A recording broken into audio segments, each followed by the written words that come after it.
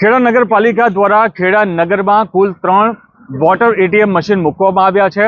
આ મશીન મારફતે ગ્રામજનોને ઠંડુ અને આરઓનું શુદ્ધ પાણી આપવામાં આવશે તેવી જાહેરાત કરવામાં આવી છે। એક તરફ આ વોટર એટીએમ મશીનથી લોકોને પાણીની સુવિધા તો મળી રહી છે, પરંતુ સાથે સાથે આ એટીએમ મશીને અનેક વિવાદોને પણ જન્મ આપ્યો છે।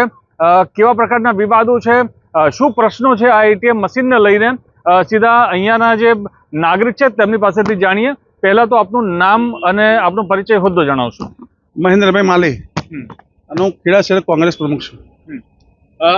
મહેન્દ્રભાઈ, આ વોટર એટીએમ મશીન જે ખેડા નગરની અંદર લગાવાયા છે, લોકોને કેવી સુવિધા મળી રહી છે અને આ મામલે તમારે શું કહેવું છે? આની ખરેખર જરૂરિયાત તો હતી જ નહીં। સરકારશ્રીએ આ માટે આ વર્ષે આના પહેલાં બી પૈસા ખર્ચેલા જ છે, પણ એ હજુ કામ અદ્ધર ચાલે જ છે। સરકારશ્રીએ આમાં જે પૈસા ખોટા ખર્ચ્યા છે અને મૂળભૂત સુવિધા જે રોડ, રસ્તા, પાણી આપવું જ જોઈએ, એમાં તો બીજું કોઈ આવતું નહીં। પણ આમાં 3 મશીન આપ્યા, એમાં 2 મશીન ચાલુ છે, 1 મશીન બંધ છે। સરકારશ્રીએ આપ્યું, એમાં કલ્પેશભાઈ પરમારના વરદ હસ્તે ઉદ્ઘાટન કરવાનું હતું, પણ એમાં સાહેબે જોયું કે અમે કંઈક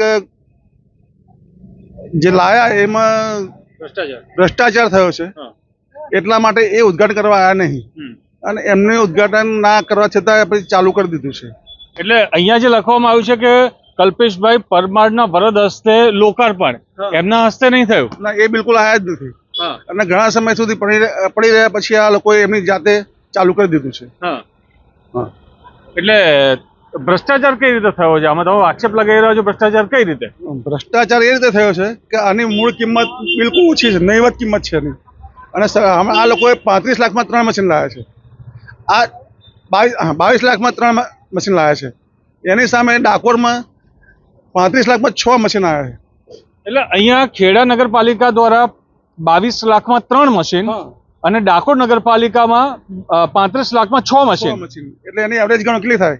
બરાબર, કેટલો અંતર થયું, ડિસ્ટન્સ થયું? ઓકે, એટલે દેખાય જ છે, દેખીને જ છે કે એમાં ભ્રષ્ટાચાર થયો છે। હવે એમાં કોને કોને કેટલું શું શું મળ્યું એ તો હવે તપાસનો વિષય છે, એ તમારો વિષય છે। કેટલા સમયથી આ મશીન કાર્યરત છે? આ મશીન ચાલુ કરે લગભગ હજુ 15 દિવસ જ થયા છે। બરાબર, લગાએ 6 મહિના થયા, ચાલુ કરે 15-20 દિવસ થયા।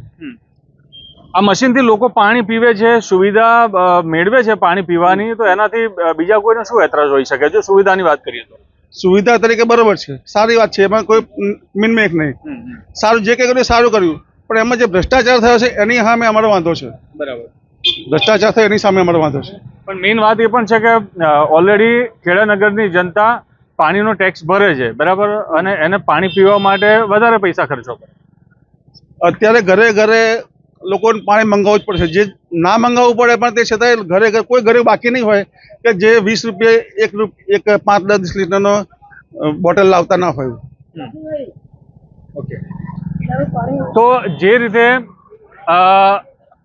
અહીંયાના જે કોંગ્રેસના જે આગેવાન છે તે કહી રહ્યા છે તે પ્રમાણે આ જે વોટર એટીએમ મશીન છે તેમાં ભરપૂર માત્રામાં ભ્રષ્ટાચાર કરવામાં આવ્યો છે। સૌથી મોટું તમને કારણ એ આપ્યું છે કે 22 લાખની અંદર 3 જે વોટર એટીએમ મશીન ખેડા નગરપાલિકાએ ખરીદ્યા અને 35 લાખની અંદર 6 વોટર એટીએમ મશીન ડાકોર નગરપાલિકા દ્વારા ખરીદવામાં આવ્યા। તો આ જે બંને કિંમત વચ્ચેનો તફાવત છે એ આપ સમજી શકો છો, અને તેમની માંગ છે કે આને લઈને એક ચોક્કસ તપાસ થવી જોઈએ અને આ સમગ્ર જે ભ્રષ્ટાચાર છે તે બહાર પડવો જોઈએ। જોવાનું એ રહેશે કે કેવા પ્રકારની તપાસ થાય છે। કરુણેશ પંચમેથી, સંદેશ ન્યૂઝ, ખેડા।